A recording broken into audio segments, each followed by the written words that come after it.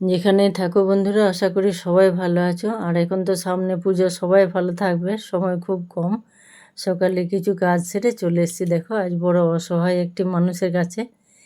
সামনে পুজো, সবার তো একটু শখ যায় কিছু কেনাকাটা করতে, তাই এর জন্যে নিয়ে এসেছি একটা নাইটি, 1 শিশি তেল আর সামান্য কটা জিনিস আর কি, একটু চুড়ি, মালা, কানের, সাবান, শ্যাম্পু, এরকম কয়েকটা জিনিস। দেখেও খুব খুশি, একদম কোলে তুলে রাখছে এগুলো দেখে। এত ব্যস্ত হয়ে পড়েছে জিনিসগুলো দেখে। কিন্তু ওগুলো তো করলে ওরকম করে নিলেও যেতে পারবে না। পাটার অবস্থা দেখছো, বেশ কয়েক বছর আগে নিচে কোনো কারণে একটু পচন ধরেছিল, তাই জন্য হাঁটু অবধি কেটে একদম বাদ দিতে হয়েছে। আর একটা পাও ভালো না, কোনোভাবে হাতের ওপর ভর দিয়ে দিয়ে হাঁটাহাঁটি করে, তাই হাঁটতে পারবে না বলাতে আবার কোল থেকে তুলে ওগুলো সব ব্যাগের মধ্যে রাখলো। খুব খুশি, সামনে এটুকু জিনিস দিতে পেরে আমারও খুব ভালো লাগছে, আর ও খুব খুশি। জামাটার ভাঁজ খুলে দেখাচ্ছে যে দেখো, যদি বৃষ্টি না হয় তাহলে আমি এমনি করেই মন্দিরে যাব। ব্যাগের মধ্যে গুটিয়ে রেখেছে। হাঁটাটা দেখে খুব কষ্ট লাগে, কিন্তু কী বা করতে পারবো, ওর জন্য বিশেষ কিছু তো আমি করতে পারবো না।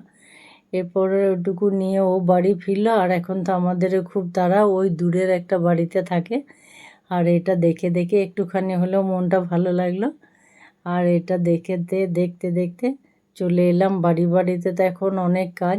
এরপরে এই নাড়ু মিষ্টির কাজগুলো এখন না সারলে আর তো সময় হবে না। আর এদিকে প্রতিদিন চলছে জামা কাপড় ধোয়া, আর বৃষ্টি তার সঙ্গে একদম।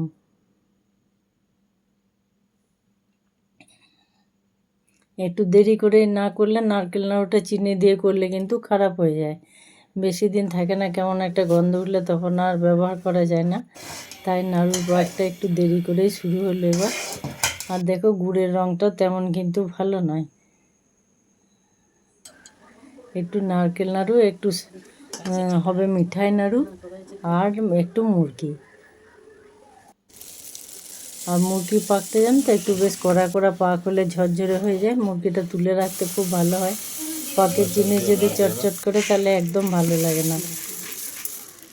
এরপরে খুব ব্যস্ত লাগছে এখন, সময় খুব কম বলে দরজাতেও দেওয়া হলো একটু সিঁদুর।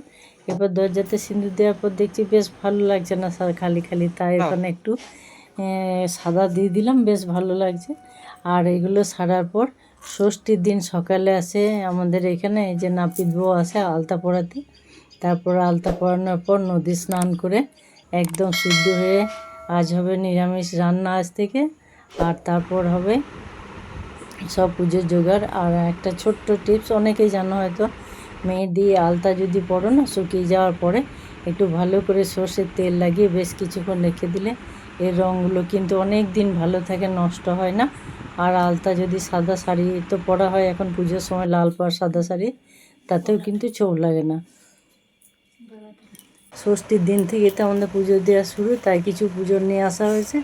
আর এখানে সকালে 6টার সময় বলেছে, 5:30টায় দোলা আনতে যাওয়া, কেউ বলে কলা বউ স্নান করানো, যেখানে যেমন বলে।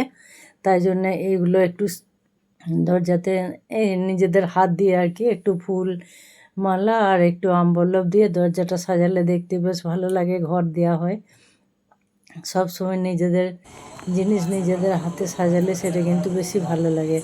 এরপর সন্ধ্যাবেলায় দেখো দুর্গা মন্দিরে এখানেও বেশ জমজমাট, একটু সাজা গোজার কাজ বাকি আছে, সেগুলো ওরা সাজিয়ে নিচ্ছে। আর এখানে আলপনাটা দিয়ে না রাখলে অত ভোরে দেওয়া যায় না, তাই সন্ধ্যা দেওয়ার পর আলপনার কাজগুলোও একটু করে সেরে রাখছি আমরা, তা নাহলে মতো ভোরে তখন শুকায় না, পায়ে পায়ে সব নষ্ট হয়ে যায়।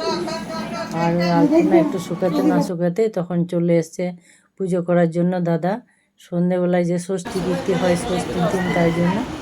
আর এই একটা পিঁড়েতে সেই সকালবেলাতে কলা বউ এখানে স্নান করানোর পর বসানো হয়, তাই জন্য পিঁড়েগুলোও একটু আলপনা দিয়ে রাখতে হয়। আর পুজো শুরু হয়েছে, এখানে দেখো 5টা ঘট বসে, 5টা ঘটের ধানও সুন্দর করে সাজিয়ে রাখা হয়েছে ঘট বসানোর জন্য। এই ষষ্ঠী কীর্তি হতে অনেকটা টাইম লাগে, তাই ওখান থেকে দেখে দেখো ঘরের কিছু কাজ ভোরের জন্য সেরে রাখলাম। আমাদের চতুর্থী, পঞ্চমী, ষষ্ঠী কেমন লাগলো অবশ্যই জানাবে।